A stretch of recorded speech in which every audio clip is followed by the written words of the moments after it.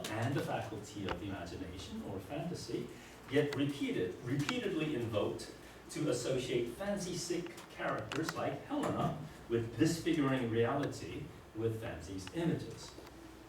However, if the play likens the audience's imaginative consent to romantic consent, the link is deliberately troubled by the fact that love is continually associated with violent coercion from the very start. As scholars have long noticed, violent male conquest characterizes the first instance of love in the play, and thus raises the question of consent from the very first scene. Hippolyta, I wooed thee with my sword, and won thy love doing thee injuries. I don't know how you do that, but I will wed thee in another key, with pomp, with triumph, and with reveling. This is called sexual assault, right? It's conquest by violent means that has been refigured as making love. Okay. The issue of consent becomes more explicit as the scene continues, and the new comic conflict that initially drives the play and sends it into the green world gets localized in the very word consent. Aegeus, the father, Hermia, asserts the primacy of his consent, or his privilege by law to dispose of Hermia as he desires, while threatening death for disobedience. Not unexpectedly, Theseus sides with Aegeus and further notes that the father has the power to figure or disfigure the form in wax that a daughter is. The power of figuration here is also a coercive, patriarchal power that can never be separated in the play from the experience of love. As the play goes on, the issue of consent becomes arguably even more prominent and problematic as love becomes associated with or proceeds from injury, sexual humiliation, and the unwitting enchantment of a love potion derived from a flower bruised purple with love's wound, perhaps most prominently in the case of Titania. So we'll just review just a few passages and remind ourselves. When Oberon tricks Titania, you remember he says in the following two, and it can be played comically. So the tricking of Titania could be very funny on stage, but it can also be very disturbing. And the potential for it to be sexually violent is contained in the language. Well, go thy ways, he says to Titania. You remember, after Titania resists him, and he says, am I not thy lord? Thou shalt not from this grove till I torment thee for this injury. He uses the word torment, to torture. Having lunched the stews, and then after he gets the flour from Hawk, I'll watch Titania when she is asleep, and drop the liquor of it in her eyes. The next thing then she waking looks upon, be it on lion, bear, or wolf, or bull, on meddling monkey, or on busy ape, she shall pursue it with the soul of love. Again, this can be funny on stage, but he imagines bestial coupling as a form of sexual humiliation, and production since at least the mid-60s, maybe the mid-50s, that is over 50, 60, 70 years ago, have made the scenes between Titania and Bottom highly erotic and highly, therefore, disturbing. Okay, it's not unusual. You can still see comic versions on stage, but more often than not, they're very, very dark, as here. And again, because it feels as though he puts Titania, I keep saying he keeps Titania, he puts Titania in her place by sexually humiliating her, after which she recognizes that her proper place is with her lord and returns to him. And then, just to remind you again of that famous little dialogue between Demetrius and Helena when they're in the woods, and Demetrius, I know, with a gifted comic actress, this can also be very funny on stage. I know that sounds implausible, but on stage it can be charming, and it can be very winning. Reese Witherspoon, maybe? Somebody like that playing this role. 소매기? In any case, Nietzsche says, do I entice you? Do I speak you fair? Or rather, do I not, in plainest truth, tell you I do not, nor I cannot love you? And Helena, you remember, famously responds, and even for that do I love you the more. I am your spaniel, and Demetrius, the more you beat me, I will fawn on you. Use me, but as your spaniel, spurn me, strike me, neglect me, lose me, only give me leave, unworthy as I am to follow you. What worser place can I beg in your love, and yet a place of high respect with me, than to be used as you use your dog? She has some issues. Again, it can be very, very comical on stage, but you can see how in some ways the model of male conquest over female is repeated even with the other lovers. Whether it's Theseus and Hippolyta, or Oberon and Titania, or Demetrius and Helena. Okay. Now, however,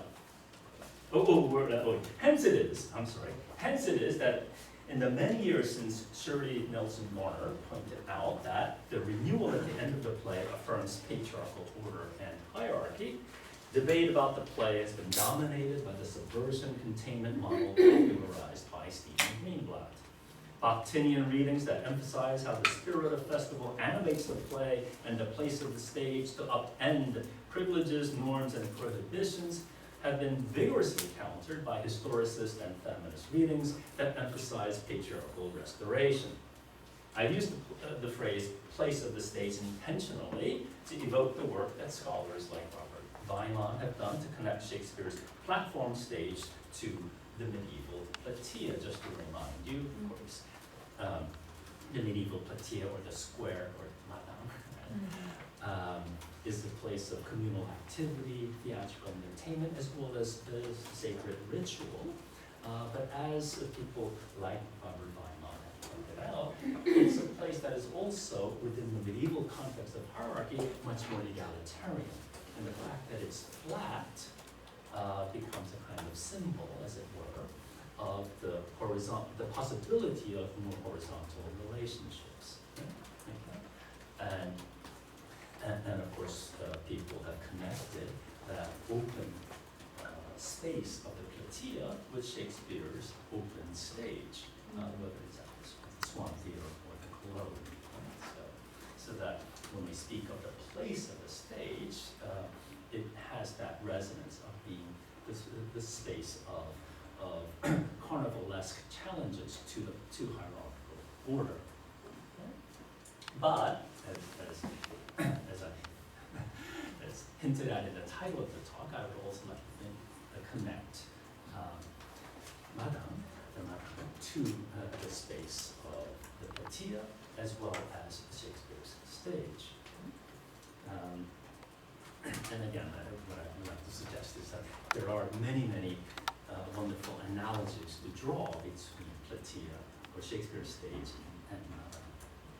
Indeed, in this paper, I will explore how the Korean adaptation of the play by the troupe Yohenja addresses the play's patriarchal foundations by self-consciously setting the action in a Madang and figuring it as an animated space of consensual play. Okay.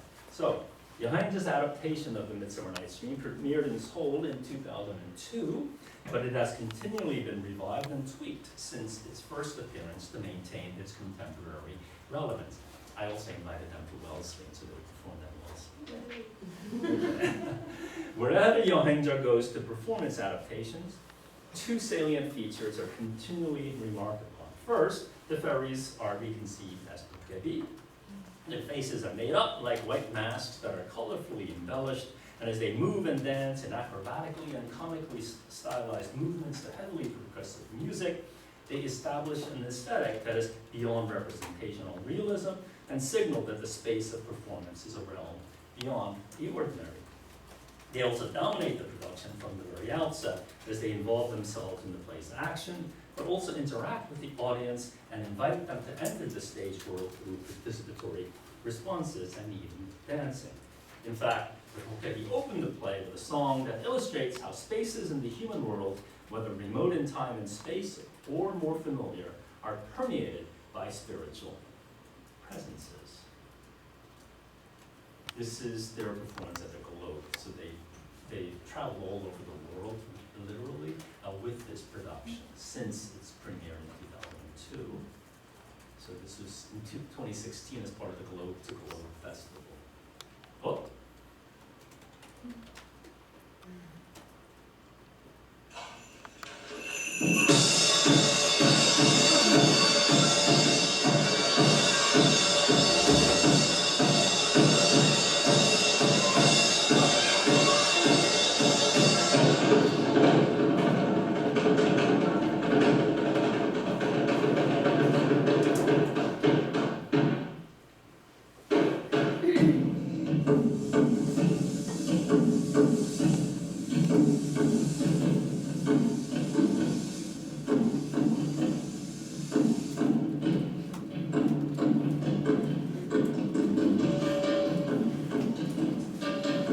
Do you recognize that actor? Signal?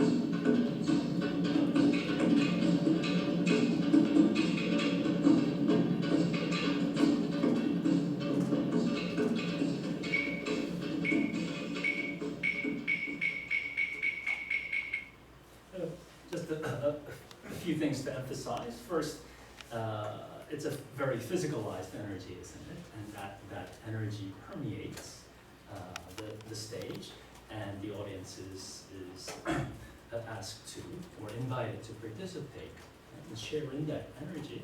But that energy at this moment is also an animating energy. It's associated with the spirit that permeates the world. With a certain supernatural force, even though at this moment we don't know whether that force is for good or for evil. And then once we enter the forest, a similar dynamic operates as the tokebi are both characters as well as trees. And so they literalize the idea of nature becoming animated by a spirit by playing the role of trees.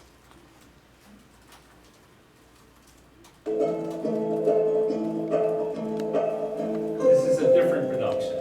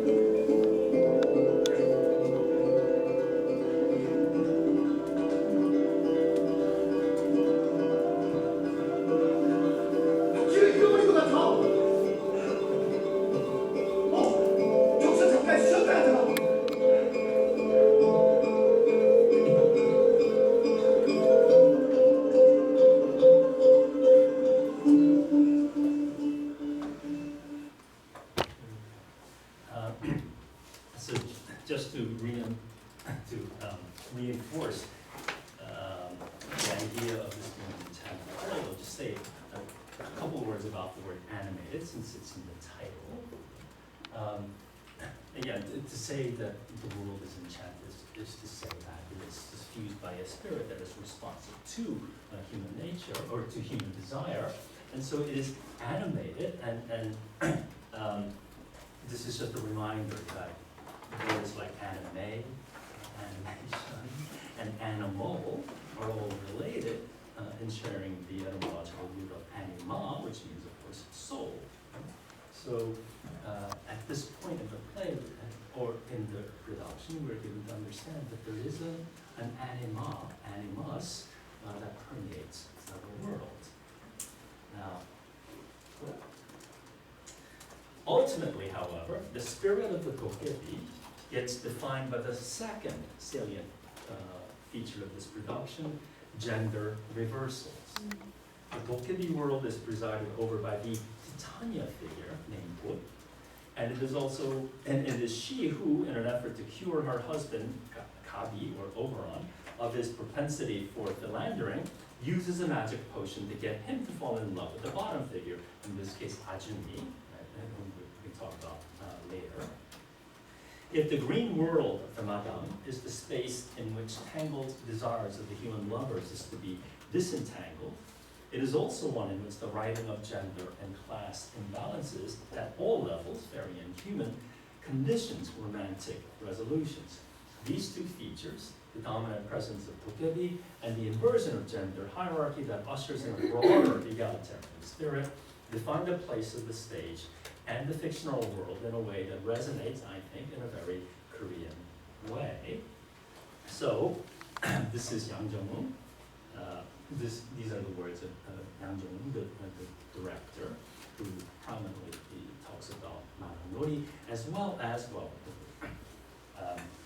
speaking very broadly about his adaptations of Shakespeare, the director, Yang Jung-un, has explicitly stated that the gender reversal seen in a number of his Shakespeare adaptations reflect his belief that the 21st century will usher in the era of a new matriarchy. Shin 무게사회, right? New, which means there was one in the past. We're going to have a new matriarchy, right? With the modifier new, further reflecting his view that in Korea, in the distant past, was actually matriarchal in its foundations. And this is a sentiment that he repeats in interviews, right? That there was a time when Korea was much, much more matriarchal than it is today. And we will one day return to that world. To realize his vision of Koreanizing Shakespeare, he has drawn on what is commonly called the spirit of Madang, as he said, but with the intention of revising not just Shakespeare, but the spirit of Madang itself. Okay? So, as historians of traditional Korean performing arts have further noted, the spirit of the Madang surfaces most visibly in agricultural communities in which the distinctions between work, play, and sacred ritual are fundamentally fluid. Okay? So again, if you look at some of the quotations up there from Korean theater historians, they emphasize things that we often now call carnivalesque. It's more egalitarian, okay? And because it's an enchanted world, the distinction between labor, everyday labor, and enchanted ritual disappear in that particular space. And this is why so many Korean scholars of theater and like Taechum and other things use the Bactinian word carnivalesque. And they like to point out that Taechum, of course, fits in the Madang because of its satire, especially of hierarchy. And so you have a much more egalitarian spirit that challenges the patriarchal order and envisions a more enchanted and egalitarian world. However, at the same time, many feminist scholars point out that there is a patriarchal foundation of Taechum itself. And the example that is often cited is Taechum, you know how it goes, right?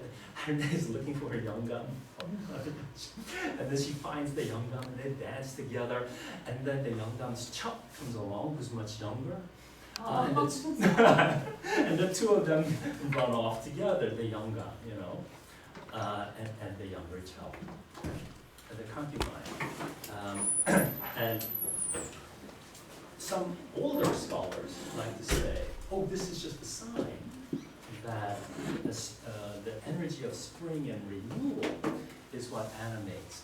The feminist scholars say bullshit.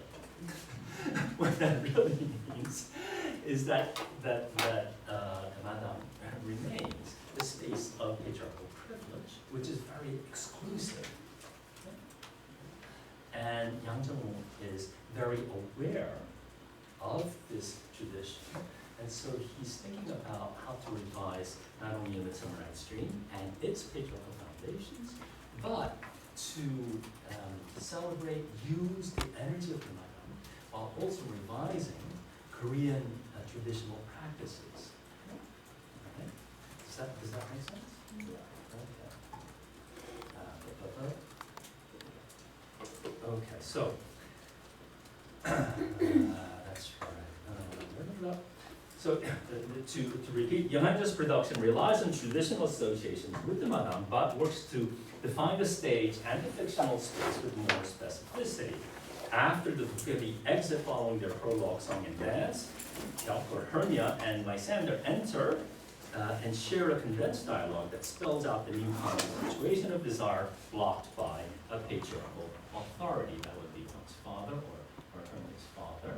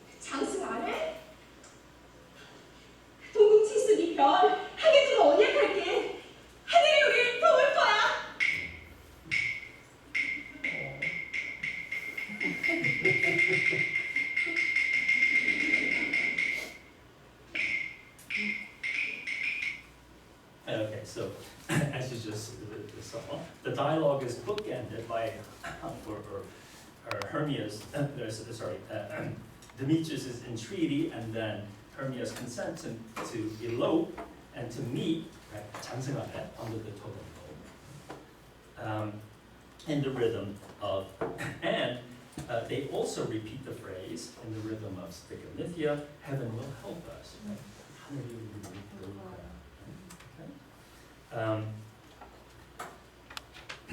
Hyuk's consent to escape from with Han is first an act of defiance against her father's coercive power, and he will have been killed, she says, right? But it is also continuous with and empowered by a further form of consent mutually shared with Han, the willingness to believe in benevolent presences who respond to human pathos. Imaginative openness to a power that is, in this case, set in opposition to the patriarchal power dominant in the social world is what defines the consent shared between the lovers. Or Helena's openness to the influence of this providential power, or heaven, can be seen later when she says to Lu, or Demetrius, destiny is decided by heaven. They say it takes special karma, just for the hem of my skirt to brush by yours.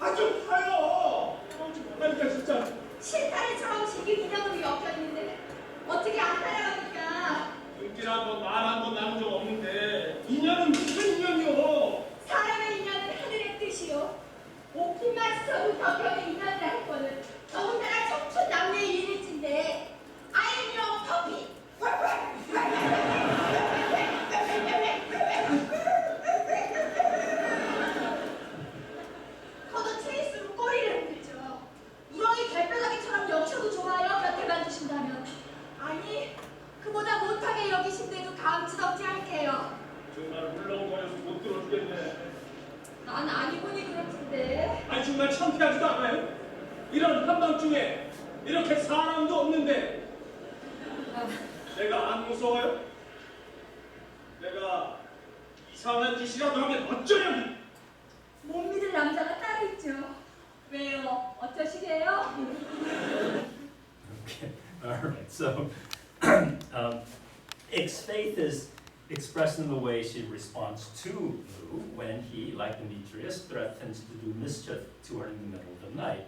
I am the night and you are the star. What is there to fear when my love shines in the night sky? These lines echo, of course, Shakespeare's lines. Shakespeare's lines, it is not night when I do see your face, therefore I think I am not in the night, and embody the play's central idea that the world one it inhabits is colored by fancy. Ick implicitly, or Helena implicitly, connects this lighting effect with the benevolent workings of destiny. Both fundamentally involve consensual belief. Now, in this connection, I would just recall the ideas of Alain Badiou from his book In Praise of Love. And the idea is that fidelity in love is commitment to believing that a contingent encounter, like brushing the hem of the skirt, is a destined meeting. So the transition from chance to destiny is the action that ensues from a declaration of love. Badiou's idea about love derived from what he calls an event, a quasi-metaphysical experience or encounter that has the transcendent character of a Pauline epiphany, and which thus ushers in a new sense of being and entry into a new world. Because the event is like Christian grace, that is, a gift from God that exceeds calculation of what the sinner deserves, the experience of it lies beyond reason and is defined by superfluity and irrational excess.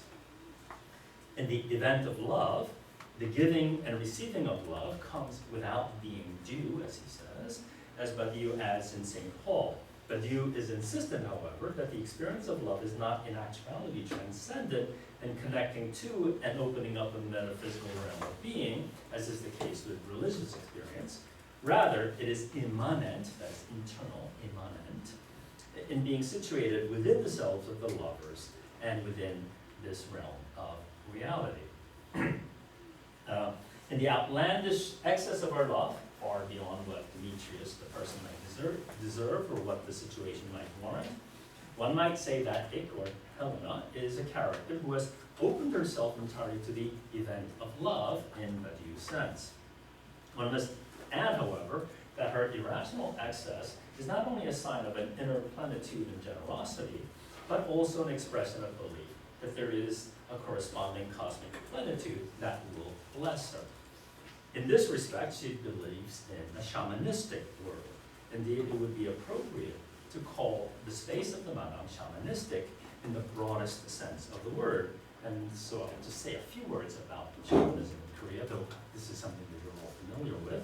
As you all know, Korean shamanism is highly syncretic, having evolved over centuries in volatile and sometimes incongruous ways, as its practices combine Buddhist, Confucian, and other external influences with indigenous religious and folk elements. The arguably most fundamental feature of Korean shamanism reflects this syncretic, inclusive nature.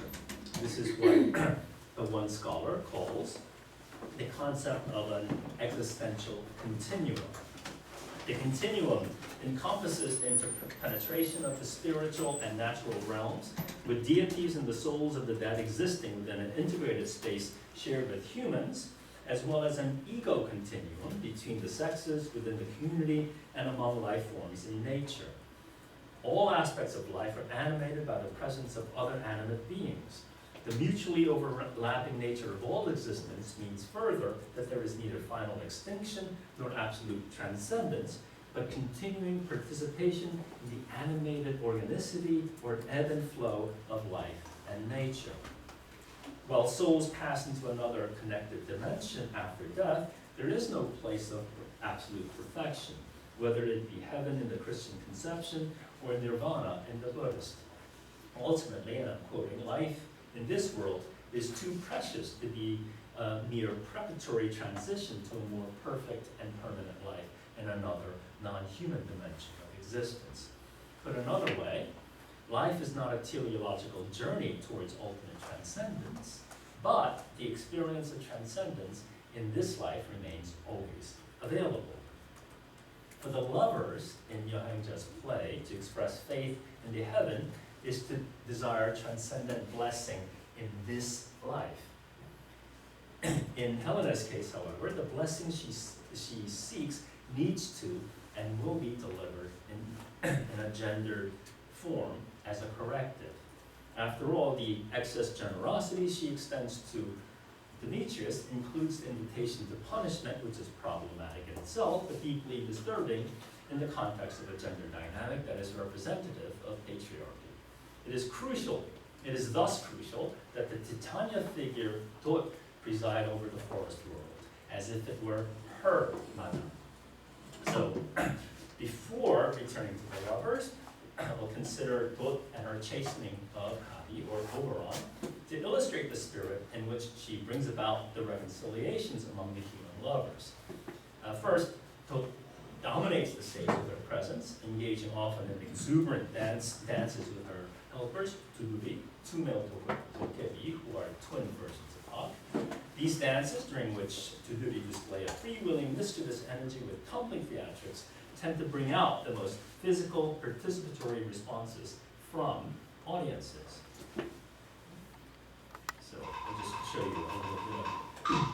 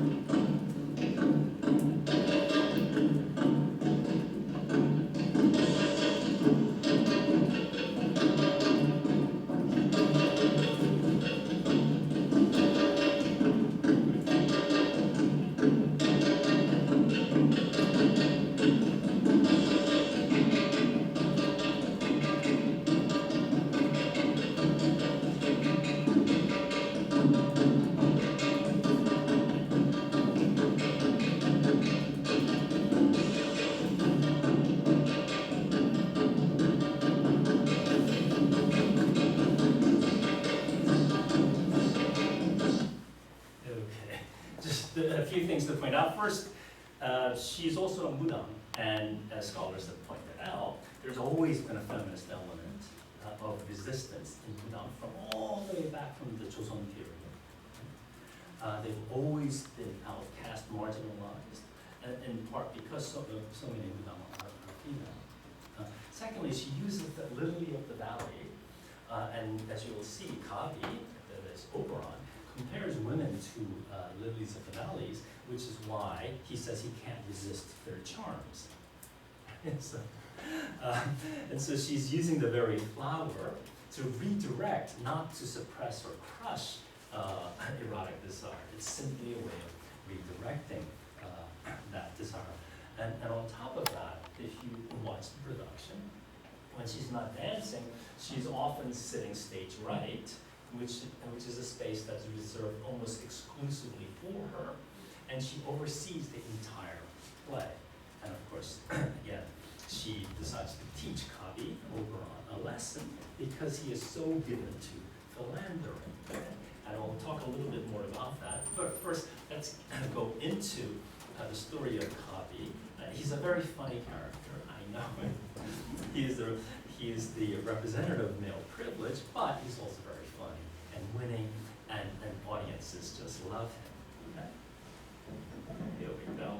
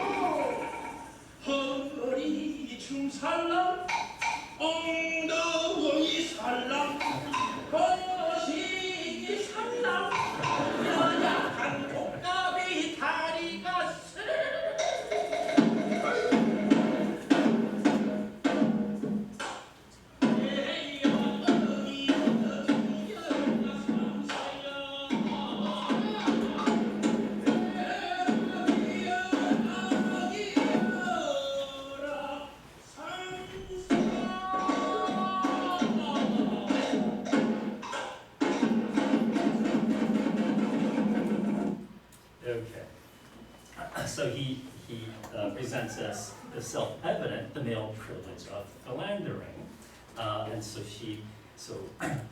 Titania, or what makes him fall in love with Ajumi, that is the equivalent of bottom, on whom the can be placed a pig's head. Okay? So.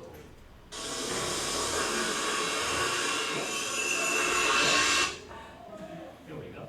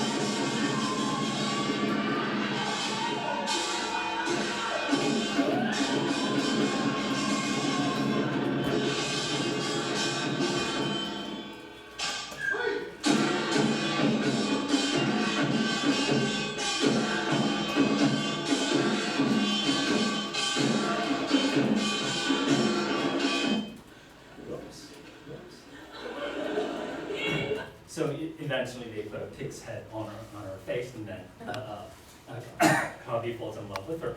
Just a few things I'd like to point out. First, she's plebeian, okay? So she's of the lower classes, and we'll return to this later and think about how the play tries to accommodate not only gender difference, but class difference. She's also the only character who senses the presence of Tokebi. So she is in some ways the most in touch with the enchanted world of that shamanistic Madang. And I played the dialogue, or her monologue, because she says that she works only at night, looking for herbs and whatnot, because her grandmother has promised her blessing if she does so. So we'll return to all of this later. I just want to mention that now. Nonetheless, after her head has been transformed, Gabi falls in love with her, and then you have some very, very funny little scenes. It's when she's eating watermelon. You are so beautiful! 앙증맞은 홍합, 내 살을 시키는 앵두 입술, 달덩이 같은 이마, 싫어도 말한다 혼이 살다. 영감 없이 뒷머리에 후가 얹은 과른 모살, 성청토에 날쓸 미색이 아니든 거.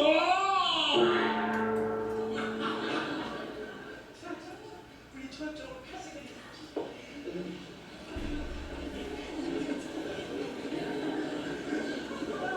이쪽으로 갈게. 이것도 여기다가.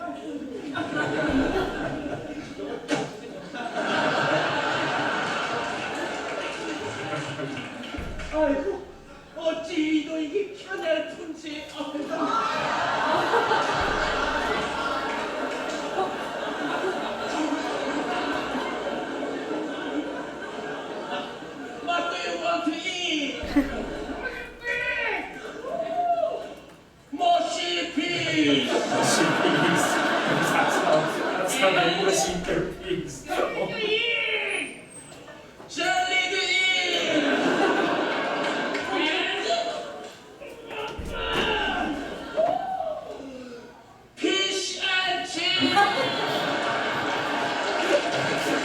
chips and mushy peas. Okay, so, sorry. This is very funny. She spits the seeds out of the audience. When she was at Wellesley, she spat all the seeds at my son. It's very funny and it's very comical. And it can all appear very frivolous. However, I just want, I want to go back to the idea that Yang Jong has revised and rewritten and reinterpreted this play for modern Korea in order not only to reform today's society, but to reflect on the past, right? Reflect on a lost past that is still relevant to today's world.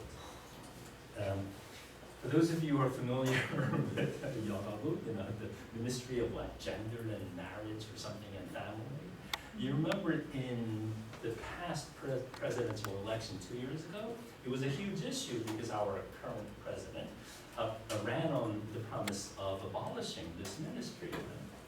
And if you look at the 2021 report of the Yogabu, they asked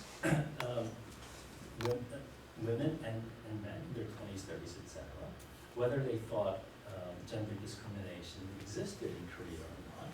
Not surprisingly, and these are the people who voted blue, 73% and 76% of women in their 20s and 30s said yes, there is a problem of gender inequality.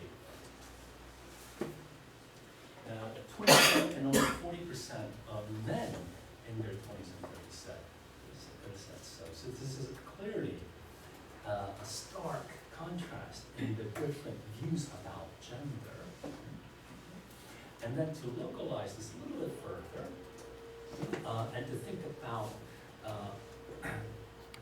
Gabi's just very frivolous philandering. If you look at research and surveys about male and female attitude towards male and female infidelity, it's very interesting. Men say about male infidelity, well, you really shouldn't, but it happens. 그래서는 안 되지만 그럴 수도 있잖아, 이놈아. But when it comes to female infidelity, 아이씨, 뭐? 절대 안 된다. Is the top response, right? And so I know it looks funny on paper, but this is the reality that male infidelity is acceptable, while female infidelity is absolutely unacceptable. And the scholars who work on these issues point out this is a residue of Joseon 시대, right? Of the Joseon attitudes towards women. So and again, I'm going to try to condense this whole history into like 2 minutes. As people point out, during the Joseon era, Korea went through a profound transformation driven by Neo-Confucianism. And one aspect of that profound transformation has to do with attitude towards women and expectations about female behavior. So if you look at the conduct manuals of the time, you have the model, who is quiet and serene when she's unmarried and chaste and disciplined, etc., who is a virtuous wife, obedient daughter-in-law, and then a chaste widow. And so even after her husband dies, she remains chaste. On the right, you have, well, this comes from later. This is the late 18th century. You have an illustration of men with kisang, having a grand old woman. And then on the left, this is the so-called yeonyedo, the illustration of how a woman should protect her body, even at the expense of dying, if she's in danger. In this case, men from elsewhere are taking her away, so it's better to die than to have that body abused by another man. So again, there's a historical basis, a historical foundation for the gender reversal that Yang Jung has incorporated into his production, even though it looks like it's just some frivolous fun that he's having with philandering. He's actually very, very serious. Now, also, you all know that during the Joseon period, there was a literal erasure of women's names, right, from the family register, jokbo. So women disappeared. They made the food, but they couldn't participate in ancestor worship, and they themselves were never the object of worship. Plus, it was during the Joseon period that so-called very local residence started, when women went to the house of the husband, because at that point, women could not inherit property. They didn't have their own madang. They didn't have their own house. They had to go to the male, to the husband's house. And so the tradition of very local residence began then. And as scholars point out, even if they don't use the word matriarchal about pre-Joseon period, it was much, much better.